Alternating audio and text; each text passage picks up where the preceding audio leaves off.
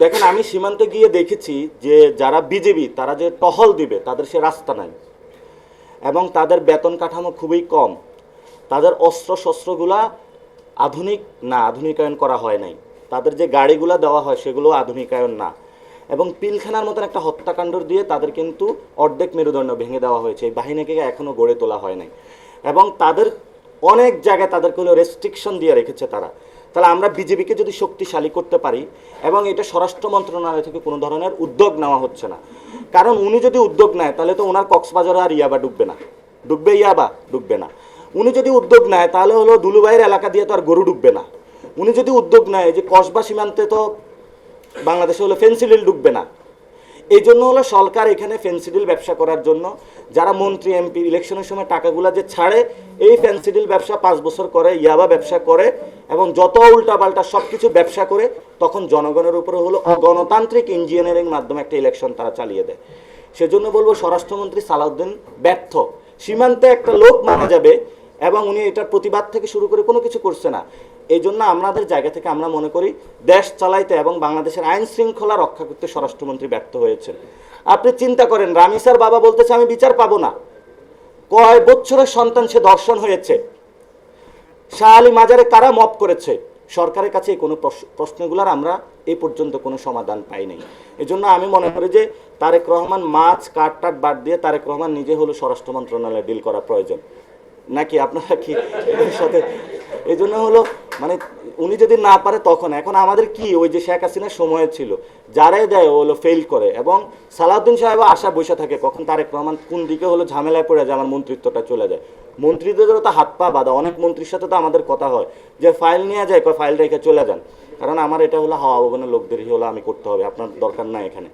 তো সরকারের যে কিচেন ক্যাবিনেট আছে, অর্থাৎ মন্ত্রণালয়ের ভিতরে সরকারের একটা আলাদা মন্ত্রণালয় আছে, সেই মন্ত্রণালয়টা কিচেন ক্যাবিনেট হলো সবচেয়ে দক্ষ মানুষদের দিয়ে বানায়, যারা হলো বাংলাদেশটা লিড করে থাকে বা যে কোনো কান্ট্রি লিড করে থাকে। সরকারের কিচেন ক্যাবিনেটটা হলো হাওয়া ভবনের কিচেন ক্যাবিনেট, এবং যারা দুর্নীতি অর্থনৈতিক শৃঙ্খলা থেকে অনেক কিছুর সাথে জড়িত তারাই কিন্তু বাংলাদেশের নেতৃত্ব দিচ্ছে, যাদের কাছে আমরা কোনো আশা করতে পারছি না।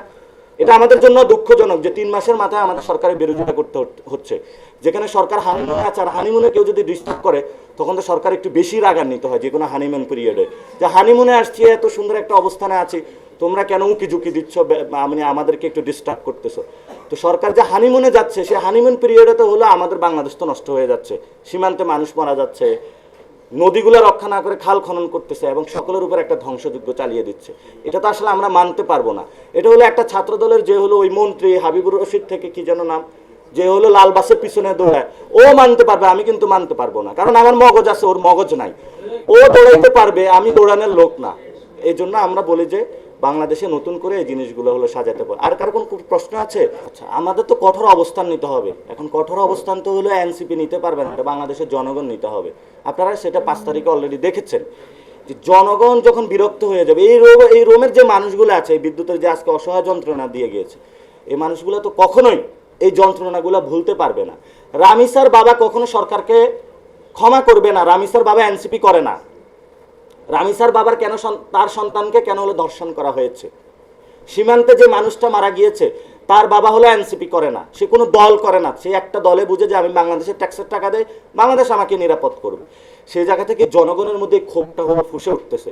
আপনি রাস্তাঘাটে চায়ের দোকানে মানুষের সাথে কথা বলবেন যে চোর তো চুরি করেছে, চোরের উপরে আরো হলো মহা চুরি করতেছে, ভোট তো চুরি করেছে, এখন মনে করছে যে ঠিক আছে, অনেক সময় চোরও হলো সাধু হয়ে যায়, কিন্তু এ তো দেখি বড় চোর, আরো বড় ডাকাতির হলো প্রস্তুতি নিচ্ছে। ইন্ডিয়া এত কথাগুলো বলতেছে, তারা কোনো কথা বলতেছে না। সে জায়গা থেকে আমরা বলবো যে মানুষ তো নামবেই, সেটাতে এনসিপি ইনশাল্লাহ লিড দিবে, এনসিপি মানুষের সাথে থাকবে ইনশাল্লাহ।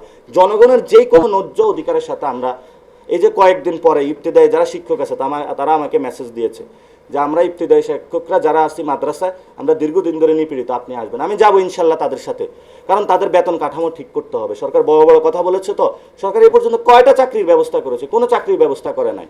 সরকার হলো কোথায় কোথায় হলো দূরবীক্ষণ যন্ত্রণ দিয়ে হলো ছাত্রদল যুবদল খুঁজতেছে, আর হাওয়া ভবনের হলো লোক খুঁজতেছে। এই 3 ক্রাইটেরিয়া ছাড়া বাংলাদেশে কোথাও পোস্টিং নেই। তো এটা তো শেখ হাসিনার সময় ছিল যে যুবলীগ কে করেছে, শেখ ফ্যামিলি কে করেছে, এবং হলো ছাত্রলীগ কে করেছে। তো ওটা যখন করেছে তখন তো তাদেরকে ওই ধরনের সাইজও করে দেওয়া হয়েছে। ভবিষ্যতেও এমন হবে। এখন অনেকে বলে গণ অভ্যুত্থান হবে না, এখানে তো গণ অভ্যুত্থান না হলে তো আরো জিনিস সুন্দর হবে, তাহলে বিপ্লব হবে বাংলাদেশ। সমস্যা কোথায়? গণ অভ্যুত্থানের তো তাহলে এবার মানুষ সচেতন হয়েছে, এবার বড় জিনিসে যাবে ইনশাআল্লাহ।